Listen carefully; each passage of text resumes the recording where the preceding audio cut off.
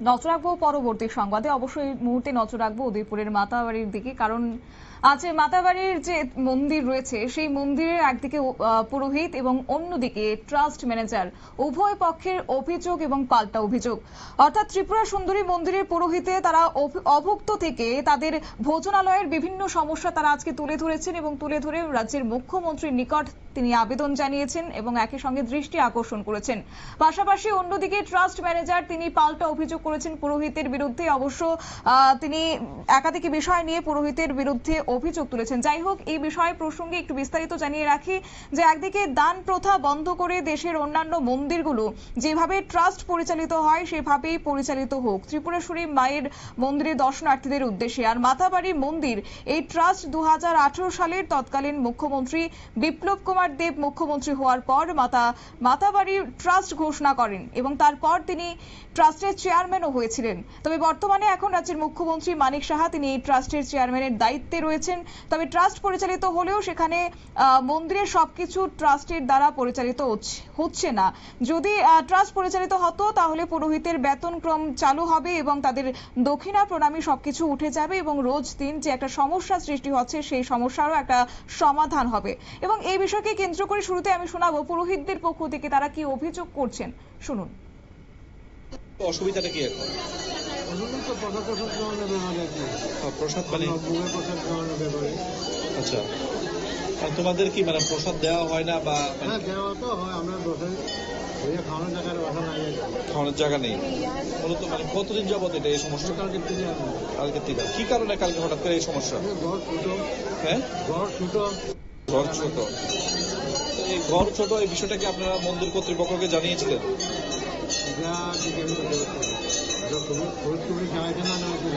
আচ্ছা, গতকালকে ওরা ঠাকুর নাম এখানে তো ঘরের তো অঞ্চল ছিল, এখানে আমি বৈশাখ খাবো কত দাঁড়িয়ে থেকে আসছিল আসতো জনমুখী। আপনারা শুনলেন একদিকে পুরোহিতদের বক্তব্য এবং তারা বলছেন যে তাদের যে ভোজনালয় রয়েছে সেই ভোজনালয়ের সমস্যা তুলে ধরেছেন। একই সঙ্গে বলেছেন যে তাদের যে ঘর রয়েছে তার পরিমাণ অনেকটাই ছোট পরিসরে, আর তাই বিভিন্ন ক্ষেত্রে তাদের বেগ পোহাতে হচ্ছে। যাই হোক, এই বিষয়কে কেন্দ্র করে পাল্টা যখন বক্তব্য রাখলেন, পাল্টা যখন অভিযোগ তুললেন পুরোহিতদের বিরুদ্ধে ট্রাস্টের ম্যানেজার, তিনি কি বললেন সংবাদ মাধ্যমের সামনে শুনুন। আমাদের তো সবই ব্যবস্থা আছে, টিকিট কাটে, কালকেও টিকিট কেটেছে, তারপরে অনুভবের ঘর নতুন শিফট হয়েছে। গতকালে প্রসাদ ছিল? হ্যাঁ, প্রসাদ ছিল। সমস্যাটা কি? সমস্যাটা ওদের ডিমান্ড, ওদেরকে বড় করে ঘর তুলে দিতে হবে। কালকে ডেপুটেশনে কি লেখা ছিল তাদের? এটাই, ওদেরকে বড় করে ঘর দিতে। আপনাদের কি যখন সমস্যা ছিল তখন কি জানিয়েছিল ওরা? না, কিছু জানেনি। কালকে তো নতুনই শিফট হয়েছে ঘর। আচ্ছা, মাতাবাড়িতে একটা সব থেকে অবাক করার বিষয়, মাতাবাড়ি উপরে পাঠার মাথা বিক্রি হচ্ছে চড়া দামে 1200-1500 টাকা একটা সিঙ্গেল মাথা। আপনি ম্যানেজার হিসেবে মাতাবাড়িতে থাকছেন এবং মাতাবাড়ি মন্দিরে সে অবৈধ ব্যবসা চলছে, কিছু বলছেন না কেন? এগুলো নিয়ে প্রতিবাদ করা হয় সবসময়। তাহলে কিভাবে চলছে ব্যবসা?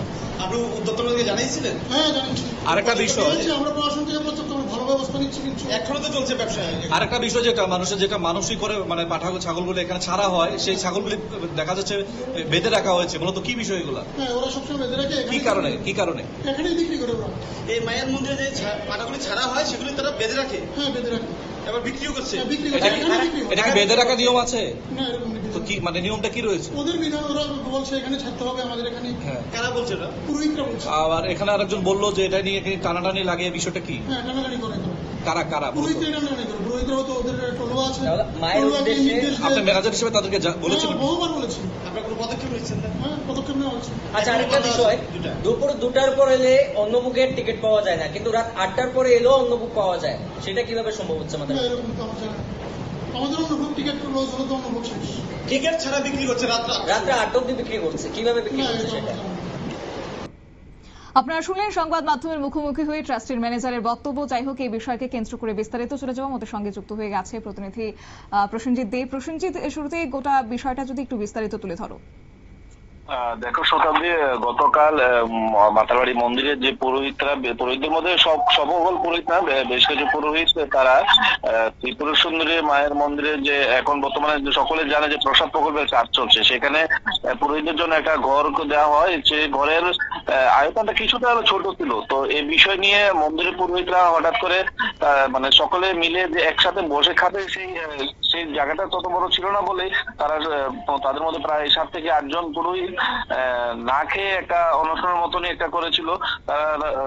তারপর এই বিষয়টি একটা লিখিত আকারে মন্দিরের যিনি ম্যানেজার রয়েছে মানিক দত্তের কাছে লিখিত আকারে পেশ করেন। তো বিষয়টি এর মধ্যে মন্দিরের কিছু পুরোহিত বলছে যে এই বিষয়টি এভাবে হলপ করে বড়সড় করে প্রচারের আলোয় না এনে এটা অফিসিয়ালি ভাবে করা যেত। তো এভাবে না করে তারা বড়সড় করে বিষয়টা জানিয়েছে এবং এই বিষয়টি নিয়ে অনেক পুরোহিত রয়েছে যে তারা বলছে যে এমন কোনো অসুবিধা নেই, জাস্ট জায়গাটা আয়তন একটু ছোট, এটা হয়তো বা কথাবার্তার মাধ্যমে এটা বড় করে দেওয়া যেত। তা এইটাই দাবি। তারপর এখানে দেখা যাচ্ছে যে মন্দিরের বিভিন্ন যে ভক্তদের দেওয়া বিভিন্ন মানুষই করা হয় যে পাঠা বলি, এটা সকলে জানে যে মন্দিরের একটা পাঠা বলি প্রথা আছে, এটা অনেক রাজন্য আমল থেকে। এবং যে পাঠা বলি হয় সেই মাথাগুলি কিন্তু এখানে বেশ কিছু অংশের পুরোহিত যারা জড়িত রয়েছে তারা বেশ কিছু বিক্রি করার একটা তারা রাখে বিষয়টি। এবং সেখানে দেখা যায় মানুষের নামে যে পাঠা দেওয়া হয় সেগুলো বেঁধে রাখা হয় এবং এগুলি নাকি পরে ভাগচুপ করা হয়। তো এরকমই একটা বিষয় কিন্তু একেবারে ক্যামেরার সামনে ধরা পড়লো। দেখা যায় ভক্তদের দেওয়া পাঠা যেগুলো মানুষ নামে ছেড়ে দেওয়া হয় এগুলো বেঁধে রাখা হয়েছে। পরবর্তী সময় সংবাদ মাধ্যমের ক্যামেরার সামনে যখন বিষয়টি সম্পূর্ণ তথ্য উঠে আসে এবং মাতারবাড়ির মন্দিরের ম্যানেজার গিয়ে এগুলোকে ছেড়ে দেয়। তো এই বিষয়টি নিয়ে ম্যানেজারকে অবগত করার পর তিনি বলছে আমরা প্রায় সময় উনি নাকি মন্দিরের যারা অন্যান্য পুরোহিত রয়েছে বেশিরভাগই তাদেরকে বিষয়টি জানালেও তাদের কথা কর্ণপাত করে না। তবে এই বিষয়টি নিয়ে একেবারে একটা রব উঠেছে, কারণ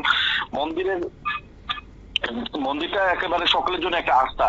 তো সেখানে এরকম ভাবে না চললে ভালো, কারণ বাইরের যে মন্দিরগুলি রয়েছে সেগুলো মন্দিরগুলো কিন্তু একেবারে ট্রাস্ট দ্বারা পরিচালিত।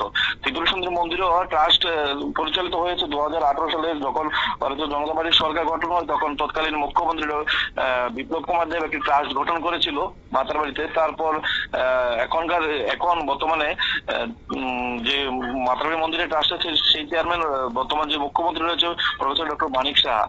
সবকিছু একেবারে ট্রাস্ট পরিচালিত হলেও বর্তমানে যে মন্দিরে যারা পুরোহিতরা রয়েছে তারা তাদের মর্জিমাফিকে চালাচ্ছে, তাদের বেতন ক্রম তারা নিজেরাই নিচ্ছে। কারণ প্রণামী বিভিন্ন লক্ষ লক্ষ দর্শনার্থী এখন মায়ের মন্দিরে আসে।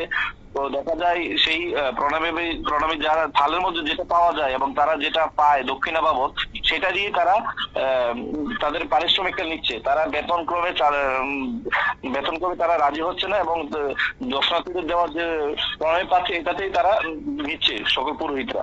তো সমস্ত কিছুতে যদি ট্রাস্ট দ্বারা পরিচালিত হয়, যেমন বাইরে বৈষ্ণব দেবী মন্দির থেকে কামাখ্যা এরকম ভাবে যদি চালু হয় তাহলে এই ধরনের অনেক কিছু মানে বাড়তি যে ইনকাম বাকি অনেক কিছু এটা কমে যাবে এবং স্বচ্ছতার মাধ্যমে চলবে। একেবারে তাই। সেই জায়গা থেকে তুমি আরো একটি প্রসঙ্গ তুললে যে অবৈধভাবে সেখানে বলি প্রথার যে মাথাগুলি বিক্রি করা হচ্ছে। তাই সেক্ষেত্রে আমরা যখন বক্তব্য শুনলাম, যখন সংবাদ মাধ্যমে মুখোমুখি হয়ে ম্যানেজার বললেন, তিনি কিন্তু বলেছেন স্পষ্টত যে তিনি অবগত রয়েছেন বিষয়টা নিয়ে। তাহলে বিগত দিনে সেই বিষয়টাকে অবৈধভাবে মাতাবাড়ি চত্বরে এইভাবে ব্যবসা চলছে সেটা তো কোনোভাবেই কাম্য হতে পারে না। এইগুলিকে বন্ধ করার জন্য কি কোনো ধরনের ব্যবস্থা গ্রহণ করা হয়নি কিংবা আগামী দিনে কি করা হবে আদৌ?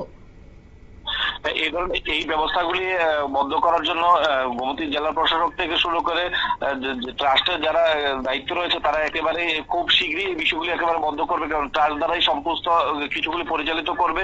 এই বিষয়গুলি তারা দেখছে বিষয়গুলি। একেবারে ধন্যবাদ প্রসঞ্জিৎ। আপনারা শুনলেন আমাদের প্রতিনিধির বক্তব্য। অর্থাৎ যাই হোক, এখন একটা বিতর্ক সৃষ্টি হয়েছে। একদিকে পুরোহিতরা তারা অভিযোগ তুলছেন তাদের ভোজনালয়ের সমস্যাগুলি নিয়ে, অন্যদিকে পাল্টা অভিযোগ তুলেছেন ট্রাস্ট ম্যানেজারের পক্ষ থেকে। যাই হোক, প্রশাসনের নিকট সমস্ত বিষয়টা আনা হয়েছে এবং আগামী দিনে দেখার বিষয় যে এই সমস্যাগুলির সমাধান সম্ভব হয় কিনা। নিয়ে নিচ্ছি ছোট্ট একটি বিজ্ঞাপন বিরতির সঙ্গে থাকুন।